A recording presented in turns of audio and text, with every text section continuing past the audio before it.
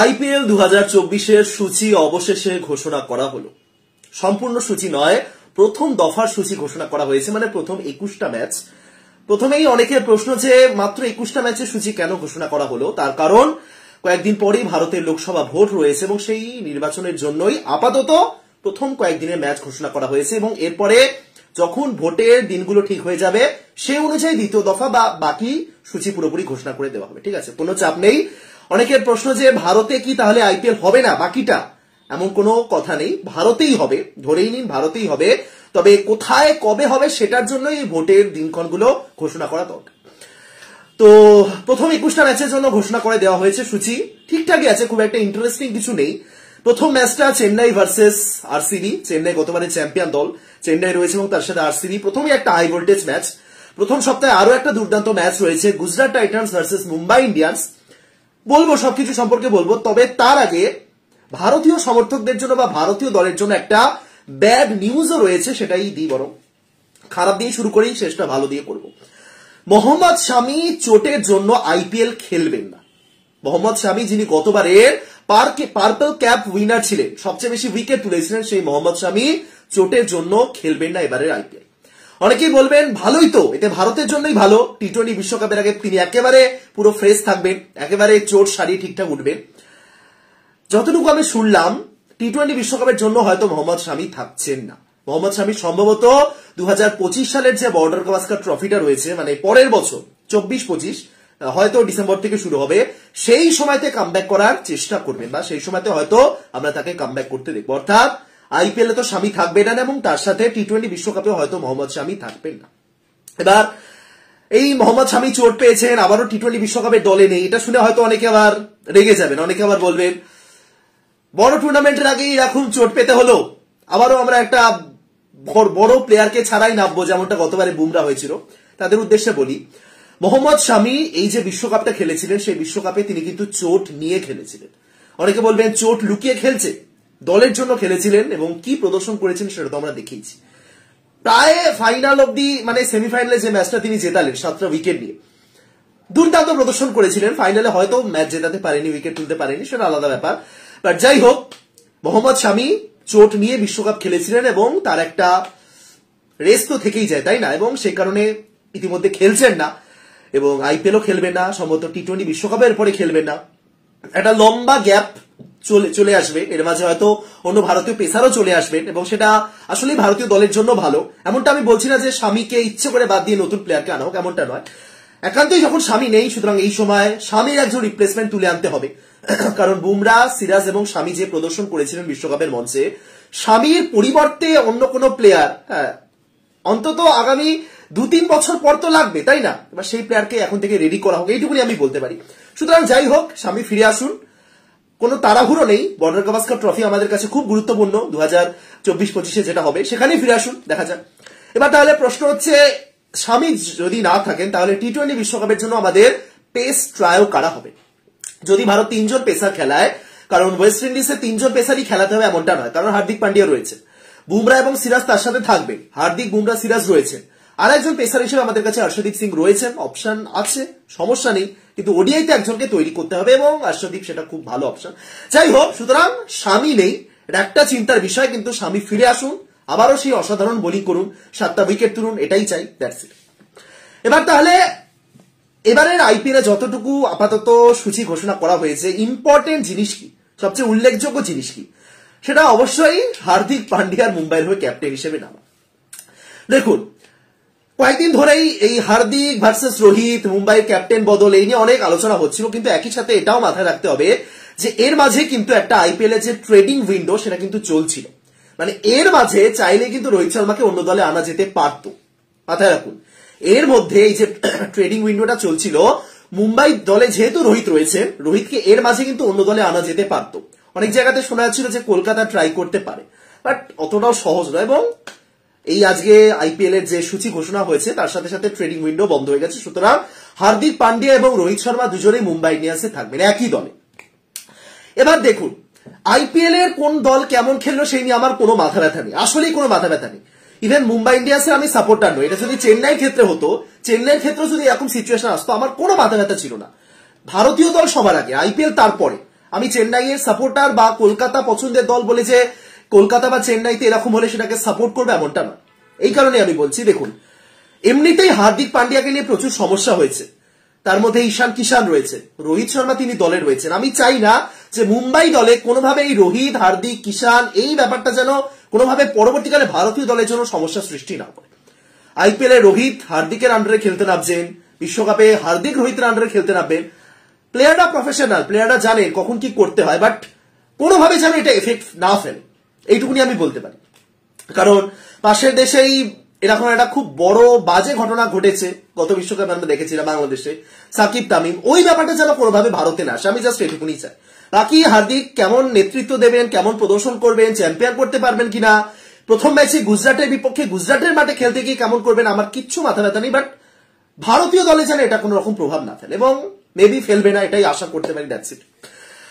গুজরাট টাইটান্সের জন্য খুব বাজে একটা সিচুয়েশন তৈরি হয়েছে, তার কারণ প্রথমত স্বামী ছিটকে গেছেন চোটের জন্য, হার্দিক পান্ডিয়া চলে এসেছেন মুম্বাইতে, দুজন গুরুত্বপূর্ণ প্লেয়ার। রশিদ খান আপাতত তিনি ফিট নন, রশিদ খান আফগানিস্তানের হয়ে খেলছেন না, জানি না আমরা কবে ফিট হবেন, এখন 1 মাস সময় রয়েছে, ফিট হওয়া উচিত, বাট স্টিল হার্দিক, স্বামী এবং রাশিদ তিনজন গুরুত্বপূর্ণ প্লেয়ারকে ছাড়া যদি এবার গুজরাট নামে, শুভমান গিল ক্যাপ্টেন প্রথমবারের জন্য ক্যাপ্টেন্সি করতে নামছেন, খুব খুব মুশকিল। গুজরাট টাইটান্স দলটা আগে দুবারের ফাইনালে পৌঁছেছে, একবার চ্যাম্পিয়ন একবার রানার্স, সেই দলটার খুব বাজে রকম ডাউনফল হতে পারে যদি না কেউ দায়িত্ব নিয়ে ম্যাচ জেতানোর ভূমিকা নেয়। স্বামী আগের বারের পার্পল কাপ উইনার, এবারে শুভমান গিল গতবারের অরেঞ্জ কাপ উইনার, তিনি এবারে ক্যাপ্টেন্সি করছেন, ক্যাপ্টেনের একটা অতিরিক্ত চাপ রয়েছে, অনেক কিছু নির্ভর করছে। শুভমান গিল বর্তমানে ভারতীয় দলে রয়েছেন। দেখুন অনেকে বলবেন বেশি নেগেটিভ হচ্ছে, আমি নেগেটিভ হচ্ছি না, আমি জাস্ট কনসার্নের জায়গাগুলো বলছি। প্রথমত শুভমান গিল এবারে এই মুহূর্তে ভারতীয় দলে একটা কি বলবো, ওডিআই দলে তো ঠিক আছেন, বাট টেস্ট দলে এই বলা হচ্ছে যে তিনি হোম ট্র্যাক বলি, বা বর্তমানে ভারতের ওই 3 নাম্বার পজিশনটা যেটা টেস্টে, সেটা মানে ভালো খেলছেন, আবার দুদিন পর যখন ব্যর্থ হচ্ছে সমালোচকরাই বলছেন যে একটা ম্যাচে ভালো খেলছেন, এরপরে যদি বাইরে যায় ভারত বর্ডার গাভাস্কার ট্রফি 2024-25, সেখানে যদি আবার খারাপ প্রদর্শন করেন আবার প্রশ্ন উঠবে। সুতরাং তার মাঝে শুভমান গিল আবার কিন্তু একটা দলকে নেতৃত্ব দিতে নামছেন আইপিএল এবং ভারতীয় দল সম্পূর্ণ আলাদা, বাট স্টিল অধিনায়ক হওয়ার পর একটা চাপ আসে, এটাই বলবো, সেটা যেন কোনোভাবে তারপরে টি-20 বিশ্বকাপ অব্দি না যায়। শুভমান গিল টি-20 বিশ্বকাপের দলে থাকবেন কিনা আমরা জানি না, প্লেইং ইলেভেনে অপরিহার্য ক্রিকেটার এই মুহূর্তে নন, কারণ রোহিত এবং জয়সওয়াল ওপেনার হিসেবে সেট হয়ে গেছেন, 3 কোহলি 4 সূর্য, সুতরাং গিল প্লেইং ইলেভেনে থাকছেন না, কিন্তু স্টিল গিল মেবি দলে থাকছেন, ব্যাকআপ ওপেনার হিসেবে গিলই হয়তো থাকবেন বা ঋতুরাজ, আমি জানি নাকি। সুতরাং গিলকে চাপ সামলাতে হবে, ক্যাপ্টেন হিসেবে খেলবেন প্রথম ম্যাচে, তার মধ্যে ব্যাটিং তো রয়েছে, গতবারের অরেঞ্জ কাপ উইনার, এবার দেখা যায় গিল কি করে। তো ঠিক আছে, গুজরাট টাইটান্স দেখা যাক এবার কি হয়। এবার আসি তাহলে কলকাতা নাইট রাইডার্স, সবচেয়ে ইম্পর্টেন্ট এবং সবাই আগ্রহ ভরে অপেক্ষা করছেন কলকাতা। দেখুন সবার আগে কলকাতা নাইট রাইডার্সকে যেটা বুঝতে হবে সেটা হলো গত আইপিএল এ যে এক্সপেরিমেন্ট গুলো তারা করেছে, সেই এক্সপেরিমেন্ট গুলো খুব তাড়াতাড়ি শেষ করতে হবে, এটা কলকাতাকে সবার আগে মাথায় রাখতে। দেখুন এই যে সূচিটা ঘোষণা করা হয়েছে, কলকাতা হলো একমাত্র দল যারা মাত্র 3টে ম্যাচ খেলবে এই দফায়, বাকি যতগুলো দল আছে, বাকি 9টা দল, তারা প্রত্যেকটা দলই অন্তত 4টে বা 5টা ম্যাচ খেলবে, কলকাতা একমাত্র দল যারা 3টে ম্যাচ খেলছে। সুতরাং কলকাতা সবচেয়ে কম ম্যাচ খেলছে এই প্রথম 17 দিনে, 17 দিনের মধ্যে কলকাতার কাছে 3টে ম্যাচ, এটা একদিক থেকে সুবিধার আবার একদিক থেকে অসুবিধা। সুবিধার এই কারণেই যে যদি ওই 7 এপ্রিল পর্যন্ত সূচি ঘোষণা হয়েছে, যদি তারপরে কিছু গ্যাপ থাকে, যদি 3-4 দিনও গ্যাপ থাকে, কলকাতা কিন্তু ওই প্রথম 3 ম্যাচে হেরে গেলেও গুছিয়ে নেবার সময় পাবে, রাইট? এটা একটা সুবিধা কলকাতার জন্য। কিন্তু অসুবিধার ব্যাপার যেটা, সেটা হলো দ্বিতীয় দফায় বা যখন প্রত্যেকটা দলই ওই 10টা বা 9টা করে ম্যাচ খেলবে, কলকাতাকে সেই সময় 11টা ম্যাচ খেলতে হবে, এবং যদি সেই সময়ও কলকাতা গুছিয়ে নিতে না পারে, যদি তখনও কলকাতা ওই এক্সপেরিমেন্ট গুলো চালিয়ে যায়, ওপেনার কারা হবে, বিদেশি কারা হবে, পেসার কারা হবে, তাহলে কিন্তু কলকাতার জন্য মুশকিল। সুতরাং কলকাতার অ্যাডভান্টেজ যেটা, কলকাতা তো এক্সপেরিমেন্ট করে, আমরা দেখেছি সবসময় এক্সপেরিমেন্ট করে, এবারও করবে ওপেনার নিয়ে বা বিদেশিদের স্লট নিয়ে, সেটাই প্রথম 3 ম্যাচের মধ্যে করে নিক, কারণ অনেক সময় রয়েছে।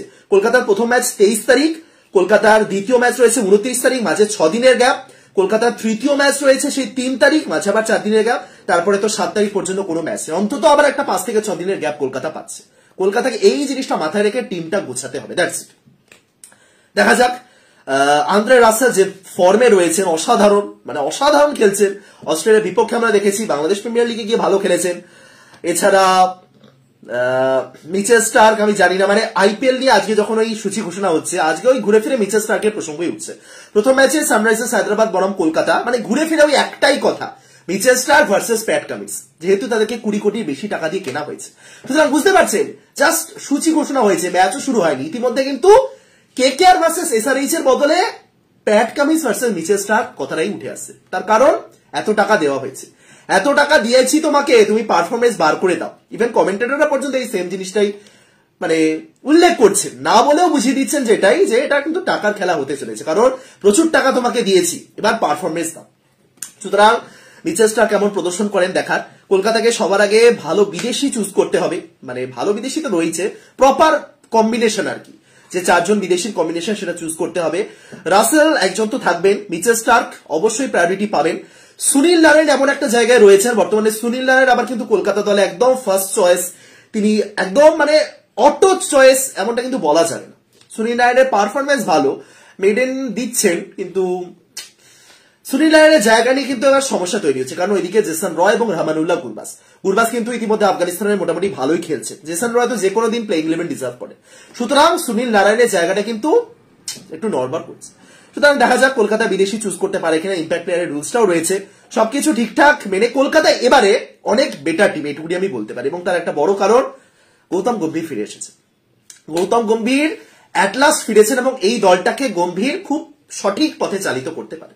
এবার দেখা যাক কি হয়, তবে বলতেই পারি কলকাতার সাপোর্টারদের এইটুকুনি আশা দিতে পারি, আগের বারের থেকে বেটার রেজাল্ট আসতে চলেছে। রেজাল্ট দেখুন, রেজাল্ট তো পরের ব্যাপার, বেটার ট্যাকটিক্স আসতে চলেছে। একটা ক্লিয়ার কি ভাবছি আমি, কলকাতার গতবারের পারফরমেন্স থেকে একটা জিনিসই মনে হয়েছিল যে কলকাতা কি ভাবছে সেটা আমাদের কাছে ক্লিয়ার নয়।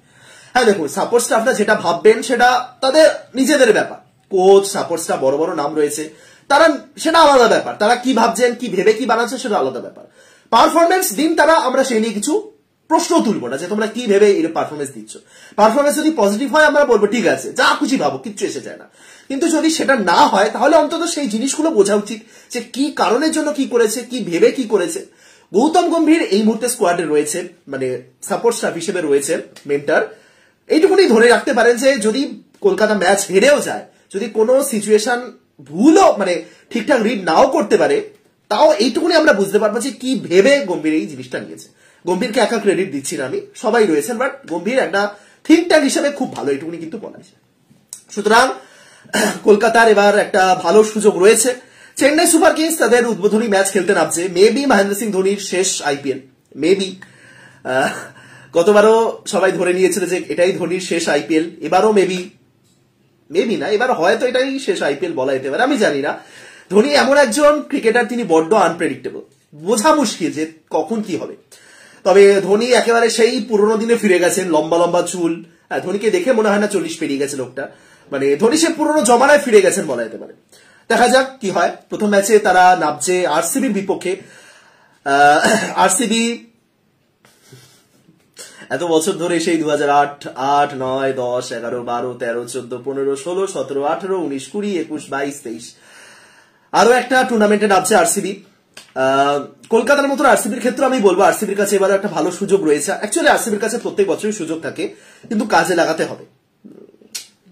কি বলছি মানে, যাই হোক, আরসিবি কে এবার একেবারে অল আউট ঝাঁপাতে হবে। কারণ দেখুন, আমি যদি বিরাট কোহলির এক্সাম্পলটা দিই, বিরাট কোহলি একমাত্র ক্রিকেটার আইপিএল ইতিহাসে যিনি প্রত্যেকটা এডিশন একটা নির্দিষ্ট দলের হয়ে খেলেছেন, আর কারোর এই রেকর্ডটা নেই। কোহলি আলাদা জায়গায় নিয়ে গেছেন আরসিবি দলটাকে, ব্র্যান্ড হিসেবে তিনি যে জায়গাতে নিয়ে গেছেন, এই যে একটা লয়াল ফ্যান বেস রয়েছে, তার কারণ একটা বড় কারণ কিন্তু বিরাট কোহলি।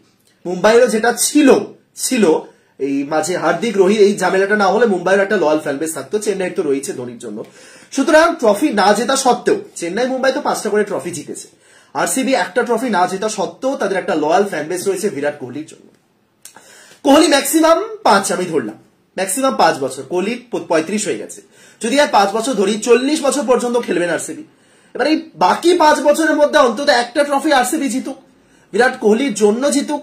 বিরাট কোহলিও তো গতবার অসাধারণ পারফর্ম করেছিলেন, কিন্তু আরসিবি আমি জানি না, এমন একটা দল দেখা যাক কি হয়। এবার তারা তাদের শক্তিটা আরো ভালো, ক্যামেরন গ্রিনের মতো প্লেয়ারকে তারা পেয়েছে। একটা চিন্তার ব্যাপার অবশ্যই ফাফ ডু প্লেসি, গতবারে ফাফ ডু প্লেসি অসাধারণ ছিলেন, এবারে কিন্তু আসলেই খুবই খারাপ ফর্মে রয়েছেন ফাফ ডু প্লেসি, খুবই অফ ফর্মে রয়েছে। মাঝে একটা জিনিস শোনা যাচ্ছিল যে ফাফ ডু প্লেসি জাতীয় দলে ফেরার একটা ইঙ্গিত দিয়েছেন, তিনি আবারও সাউথ আফ্রিকার হয়ে খেলবে। আপাতত ফর্মে নেই, এসএ-20 খুব একটা ভালো খেলতে পারেনি, এবার দেখা যাক। তিনি যেহেতু ক্যাপ্টেন তিনি খেলবেন ধরেই নেওয়া যায়, কিন্তু ক্যাপ্টেন হিসেবে যখন খেলছেন তাকে কিন্তু পারফরমেন্স করতে হবে, এটুকুই আমি বলতে পারি। মুম্বাই ইন্ডিয়ান্সের কথা তো শুরুতেই বললাম, কোনোভাবে যেন রোহিত, ঈশান, হার্দিক ঝামেলাটা না চলে আসে। জসপ্রীত বুমরা এবারে আইপিএলে ফিরতে চলেছেন, এবং এটাও বলবো যে হার্দিক বা বুমরা তারা যেহেতু একটু চোটপ্রবণ ক্রিকেটার, হার্দিক তো ডিরেক্ট আইপিএল এর মঞ্চে ফিরছেন, বুমরা গতবার আইপিএল মিস করেছিলেন, এবার চোটগুলো বুঝে শুনে খেলতে হবে। ইতিমধ্যে আমরা একটা স্বামীকে পাচ্ছি না, এরপরে যদি বুমরা বা হার্দিকেরও কিছু হয় মুশকিলের ব্যাপার, সুতরাং প্লেয়ারদের এবার বুঝে শুনে খেলতে হবে। ইতিমধ্যে ভারতীয় বোর্ড খুব ভালো একটা সিদ্ধান্ত নিয়েছে, যেটা কয়েকদিন আগে আমি বলেছিলাম যে আইপিএল নিয়ে মাতামাতি করছো খুব ভালো, কিন্তু রঞ্জি ট্রফি খেলতে হবে, রঞ্জি ট্রফি আসলেই তোমাকে খেলতে হবে, নয়তো আইপিএল আমরা তোমাকে সুযোগ নাও দিতে পারি। এবার বলে তো দিয়েছে তারা, মানে বলেনি আর কি, রিপোর্ট মারফত জানা যাচ্ছিল, সূত্র মারফত, ঈশান কিষান এই যে অ্যাভয়েড করলেন, দেখুন ঈশান কিষান খুব ভালো একজন ক্রিকেটার, ঈশান কিষান ডাবল সেঞ্চুরি করার পরও ম্যাচ খেলার সুযোগ পাননি, সেই নিয়ে আমার তার প্রতি পুরো সিম্প্যাথি রয়েছে। কিন্তু কিছু ক্ষেত্রে যদি দলের কথা না ভেবে বা ম্যানেজমেন্টের কথা অমান্য করে কেউ, তাহলে কিন্তু একটু মুশকিলের ব্যাপার, এই জিনিসগুলো অমান্য করা যাবে না। হ্যাঁ, যতই ম্যানেজমেন্ট বোকা বোকা কিছু সিদ্ধান্ত নিক, ম্যানেজমেন্ট যতই মোহাম্মদ শামির পরিবর্তে শার্দুল ঠাকুরকে প্রায়োরিটি দিক বিশ্বকাপে, ঈশান কিষান যেটা করছেন ঠিক করছেন, এইটুকু আমি বলতে পারি। কোন রকম পার্সোনাল রাগ নেই, ঈশান কিষান আসলেই দুর্দান্ত একজন ক্রিকেটার। ইভেন ঈশান কিষান ফিউচার ক্যাপ্টেন হিসেবেও তার মধ্যে একটা পোটেনশিয়াল ছিল। ঈশান কিষান 2016 অনূর্ধ্ব-19 বিশ্বকাপে ভারতকে নেতৃত্ব দিয়েছিলেন, যে দল থেকে ঋষভ পান্থ উঠে এসেছেন, যে দল থেকে সরফরাজ খান উঠে এসেছেন, অনেক বড় বড়, মানে এই মুহূর্তে বড় বড় নাম, তাদেরকে লিড করেছেন একসময় ঈশান কিষান। বাট ম্যানেজমেন্টের আমি জানি না কি বলবো, এটা কাউকে আমি দোষ দিতে চাই না। অনেকে বলছেন যে হার্দিক পান্ডিয়ার সঙ্গদোষে একেবারে বিগড়ে যাচ্ছেন, আমি সেসব কিছু বলবো না, বাট ডোমেস্টিকটা খেলা উচিত। তিনি এমন নন যে তিনি পেসার। ইভেন দেখুন হার্দিক পান্ডিয়া, আমি যতটুকু শুনলাম হার্দিক পান্ডিয়াকে নাকি বোর্ড একরকম ছাড়ই দিয়েছে। হার্দিক পান্ডিয়া, আমি একটা ভিডিও বানিয়েছিলাম কয়েকদিন আগে, বলেছিলাম হার্দিক পান্ডিয়া বিগত 5 বছর ধরে কোন রকম ফার্স্ট ক্লাস ক্রিকেট খেলেন না। কেন খেলেন না কোনো আইডিয়া নেই। তিনি সেই টেস্ট ম্যাচ খেলেছিলেন এবং তারপরে হঠাৎ করে যে চলে গেলেন দলের বাইরে, এবং তারপরে ফার্স্ট ক্লাস ক্রিকেট খেলার কথা ভাবেন না। টেস্ট ম্যাচে কামব্যাক করার কথা তো ছেড়েই দিন, ফার্স্ট ক্লাস ক্রিকেটই খেলে না শেষ 5 বছর ধরে। তো স্বাভাবিক এই প্রশ্নটা, হার্দিক ভারতের ফিউচার ক্যাপ্টেন, যিনি লিমিটেড ওভার ক্রিকেটে ভারতকে নেতৃত্ব দেবেন, তিনি কেন ফার্স্ট ক্লাস ক্রিকেট খেলেন না সেটা জবাব দেওয়া তো উচিত। এবার বিসিসিআই সেই নিয়ে একটা মন্তব্য করেছে, বিসিসিআই সূত্র মারফত জানা গেছে যে তারা নাকি হার্দিক পান্ডিয়াকে অ্যাকচুয়ালি এই বিষয়ে ছাড় দিচ্ছে, তার কারণ হার্দিক একটু চোটপ্রবণ ক্রিকেটার, এবং মেবি এমনটা শোনা যাচ্ছে যে হার্দিক যদি টেস্ট ক্রিকেটকে এরপরেও প্রায়োরিটি দেন, যদি লাল বলের ক্রিকেটে 5 দিন ধরে টানা খেলার একটা ধকল নেন, মেবি তার লিমিটেড ওভারের ক্রিকেট কেরিয়ারটাও শেষ হয়ে যেতে পারে। যেমনটা বাংলাদেশের তাসকিন আহমেদ ঠিক একই সিদ্ধান্ত নিয়ে টেস্ট ক্রিকেট খেলা থেকে সরে এসেছেন আর কি। সুতরাং এবার ম্যানেজমেন্ট যদি ঠিক আছে একমত হয় তাহলে ঠিক আছে, বাট স্টিল ক্যাপ্টেন তুমি টেস্ট ক্রিকেট খেলছোই না, তুমি 5 বছর আগে ছেড়ে দিচ্ছ। হার্দিক পান্ডিয়া 30 বছর বয়স, 25-এর কোঠায় তিনি ছেড়ে দিয়েছিলেন ফার্স্ট ক্লাস ক্রিকেট খেলা, একটু তো অড, এটুকুনি আমি বলতে পারি। মহেন্দ্র সিং ধোনিও 2014 সালে যখন অবসর নিলেন টেস্ট ক্রিকেট থেকে, তখনও তার 33 বছর হয়ে গেছে, 33 বছর পর্যন্ত কিন্তু টেস্টটা খেলেছে। যাই হোক, ঠিক আছে, ম্যানেজমেন্ট যদি গ্রিন সিগন্যাল দিয়ে দেয় তাহলে ঠিক আছে, কিন্তু ঈশান কিষান খেলতে হবে, এইটুকুনি বলতে পারি। যাই হোক, মুম্বাই দেখা যাক কি করে। তো আর সেরকম কিছু নেই। ঋষভ পান্থ তিনি ফিরতে চলেছেন, খুব ইম্পর্টেন্ট একটা দারুণ কামব্যাক হতে চলেছে ঋষভ পান্থের। কেমন খেলবেন আমি জানি না। শেষবার ভারতীয় কোন ক্রিকেটার এরকম একটা গ্র্যান্ড কামব্যাক করেছিলেন যুবরাজ সিং, ক্যান্সারকে জয় করে যেভাবে ফিরে এসেছিলেন ক্রিকেট মাঠে। দেখুন ঋষভ পান্থের ক্ষেত্রেও ব্যাপারটা খুব একটা ডিফারেন্ট নয়। যুবরাজ একটা মৃত্যুকে জয় করেছিলেন, একটা মারণ রোগকে জয় করে ফিরেছিলেন, ঋষভ পান্থ তাই একদম মৃত্যুর মুখ থেকে তিনি ফিরে এসেছেন, এবং ঋষভ পান্থের কামব্যাকটাও ঠিক এতটাই দুর্দান্ত কামব্যাক হতে চলেছে। তবে ঋষভ পান্থের বাকি কেরিয়ারটা কিন্তু আগের মতন থাকবে না, এটা আমি আপনাদের বলে দিই। আমি যতটুকু শুনলাম ঋষভ পান্থ ক্যাপ্টেন হিসেবে কামব্যাক করছেন এবারে আইপিএলে, কিন্তু তিনি একজন ব্যাটার হিসেবে কামব্যাক করছেন, একজন কিপার ব্যাটার হিসেবে নয়। অর্থাৎ যদি আমি এটা ধরেই নিই আগামী অন্তত 2-3 বছর ঋষভ পান্থ কিপার হিসেবে না খেলেন, তাহলে সবার আগে ভারতীয় দলকে একটা কিপার খুঁজে বার করতে হবে, বিশেষ করে টেস্টের জন্য। যেখানে লোকেশ রাহুল কিন্তু নিয়মিত নন, বা হলেও তাকে দিয়ে কিপিং করানো হচ্ছে না। শ্রীকর ভারা, ধ্রুব জুরেল, ঈশান অনেকে ট্রাই করা হচ্ছে। সুতরাং ঋষভ যদি ফিরেও আসেন ভারতীয় দলে, একজন ব্যাটার হিসেবেও ফিরুন, কোনো সমস্যা নেই, তার ব্যাটিংটাই দরকার, কিন্তু কিপার হিসেবে একজনকে রাখতে হবে। এটা একটা বড় সিদ্ধান্ত ম্যানেজমেন্ট নেবে হয়তো আগামী 2-3 মাসের মধ্যে, ঋষভ কেমন খেলেন তার উপর। তবে মেবি কিপার ঋষভ পান্তের বদলে আগামী 2-3 বছর আমরা ব্যাটার ঋষভ পান্তকে দেখতে পারি মেবি। এবং আমি একমত, কিপিং এটা খুব খুব জটিল জিনিস, মানে কিপিং দেখে যতটা সহজ মনে হয় ততটা কিন্তু সহজ নয়। একদম প্রত্যেকটা মুহূর্ত তোমাকে দেখতে হবে, একদম সজাগ থাকতে হবে, এবং প্রত্যেকটা বল কালেক্টও করতে হবে। টেস্টে তো বল কালেক্ট বেশি করতে হয়। সুতরাং দেখা যাক, বাট ঋষভ পান্ত ফিরবেন এবং এটা দারুণ কামব্যাক হবে, এটুকুনি বলতে পারি। দেখা যাক, আর সেরকম কিছু নেই। প্রত্যেকটা দলের ক্যাপ্টেনের কথা যদি বলি তাহলে ওই চেন্নাইয়ের ধোনি, আরসিবির ফাফ, পাঞ্জাব কিংসের শিখর ধাওয়ান, দিল্লি ক্যাপিটালসের আপাতত ঋষভ পান্তই ধরলাম, কলকাতা শ্রেয়াস আয়ার ফিরছেন, ক্যাপ্টেন হিসেবে শ্রেয়াস আয়ার ফিরছেন, এটা একটা বড় ব্যাপার। গত বছর নীতিশ রানা ক্যাপ্টেন ছিলেন এবং কিছু ক্ষেত্রে ভালো লেগেছে, আবার কিছু ক্ষেত্রে ক্লুলেস মনে হয়েছে। শ্রেয়াস আয়ার ফিরবেন। শ্রেয়াস আয়ারের টেস্টে অফ ফর্ম চলছে বটে, এবং তাকে ইনজুরি হয়েছে বলে বাদ দেওয়া হয়েছে। এবার অনেকে বলছেন ইনজুরি নয়, এটা আসলেই বাদ দেওয়া হয়েছে, একটা ইনজুরি জাস্ট বাহানা। যাই হোক, বাট আইপিএল এ ফিরবেন এবং আইপিএল আসলেই কলকাতার দরকার শ্রেয়াস আয়ারকে। গত বছর তাকে খুব মিস করেছে ওই জায়গাতে। কলকাতা যদি প্লেইং ইলেভেনটা আমি বলি, গুরবাজ এবং রয় যদি ওপেন করেন, 3 নম্বরে ভেঙ্কি, অ্যাকচুয়ালি 3 নম্বরেও শ্রেয়াস খেলতে পারেন, সেক্ষেত্রে ভেঙ্কি 4-এ আসতে পারেন, 5-এ নীতিশ রানা, 4-এ নীতিশ রানা আসতে পারেন, গুরবাজ অথবা রয়ের জায়গায় যে কোনো একজন খেলতে পারেন, ওপেনিং করতে পারেন ভেঙ্কটেশ আয়ার, বা ভেঙ্কি 3-এ 4-এ শ্রেয়াস, 5-এ নীতিশ রানা, 6-এ রিঙ্কু, 7-এ রাসেল, যা খুশি হতে পারে। বাট এইটুকুনি আমি বলবো যে ওই ঘুরে ফিরে 2-3টে প্লেয়ারের উপর যেন কলকাতা অতিরিক্ত নির্ভরশীল না হয়ে পড়ে। 1 শ্রেয়াস আয়ার, 2 রিঙ্কু সিং, 3 রাসেল। রিঙ্কু রাসেল দুজন অসাধারণ ফর্মের প্লেয়ার একই সাথে খেলছেন। রিঙ্কুর ফর্ম নিয়ে যখন বললাম, রিঙ্কুর কিন্তু ডোমেস্টিকের ফর্ম খুব একটা ভালো চলছে না। রিঙ্কু টি20তে যতই অসাধারণ খেলুন না কেন, ডোমেস্টিকে তার ফর্মটা একটু খারাপ চলছে। বাট ঠিক আছে, রিঙ্কু ফিরে আসবে, রিঙ্কুর উপর পূর্ণ আস্থা রয়েছে, ফিরবে। বোলিং তো ঠিকঠাক রয়েছে, 3 স্পিনার আছে, তার সাথে নিচে স্টার্কের মতো পেসার রয়েছে, দেখা যাক।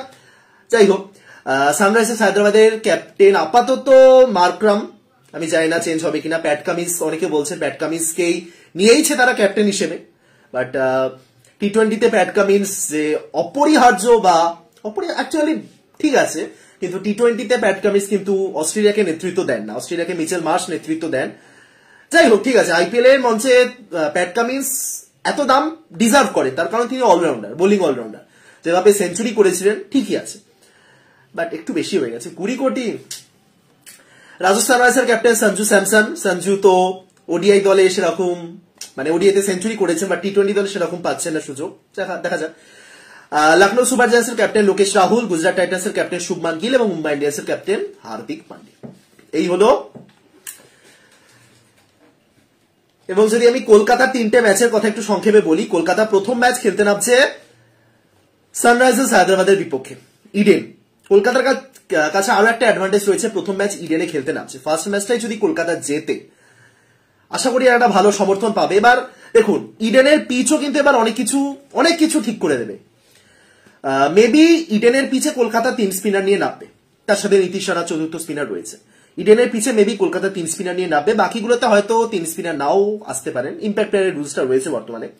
কলকাতা প্রথম ম্যাচ খেলবে ঘরের মাঠে সানরাইজার্সের সঙ্গে, পরের 2টো ম্যাচ কিন্তু অ্যাওয়ে ম্যাচ কলকাতার জন্য।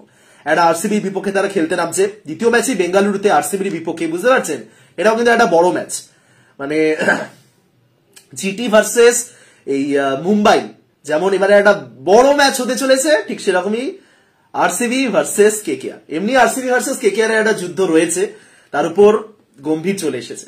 হ্যাঁ, গতবারে এলএসজি ভার্সেস ওই আরসিবি ঝামেলাটা ছিল নবীন এই কারণে, বাট এবারে কিন্তু কেকেআর ভার্সেস আরসিবি আবারও সেই পুরনো রাইভালরিটা ফিরে আসবে, কারণ গৌতম ফিরে এসেছেন, অনেকেই বলছেন গৌতম ভার্সেস কোহলি হবে, দেখা যাক।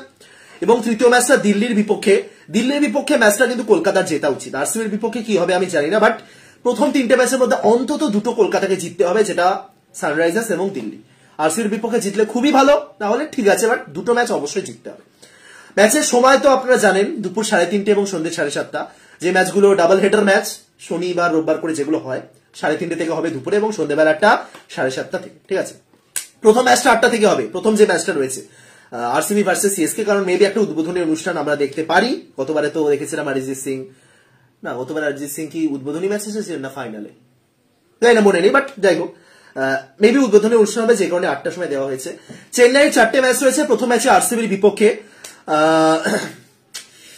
কি বলি বলুন তো, ঘরের মাঠ যতই হোক আরসিবির বিপক্ষে কিন্তু ম্যাচটা সহজ হবে না। আরসিবি আমি চাই না টুর্নামেন্ট জিততে পারবে কিনা, বাট আরসিবি এবারে যে টিমটা বানিয়েছে আসলে কিন্তু আরসিবি প্রত্যেকটা দলকে কড়া চ্যালেঞ্জের মুখে ফেলবে। চেন্নাই তারা ডিফেন্ডিং চ্যাম্পিয়ন দল, চেন্নাইয়ের টিমটাও মোটামুটি সেটেলই রয়েছে, কয়েকটা জায়গায় একটু ঠিকঠাক করতে হবে, যেমন আম্বাতি রায়ডু তিনি নেই, অপরদিকে আর তো সেরকম কিছু নেই। আম্বাতি রায়ডু, রাচিন রবীন্দ্র বা ড্যারেল মিচেল এসেছেন, তাদেরকে একটু ফিট হতে হবে।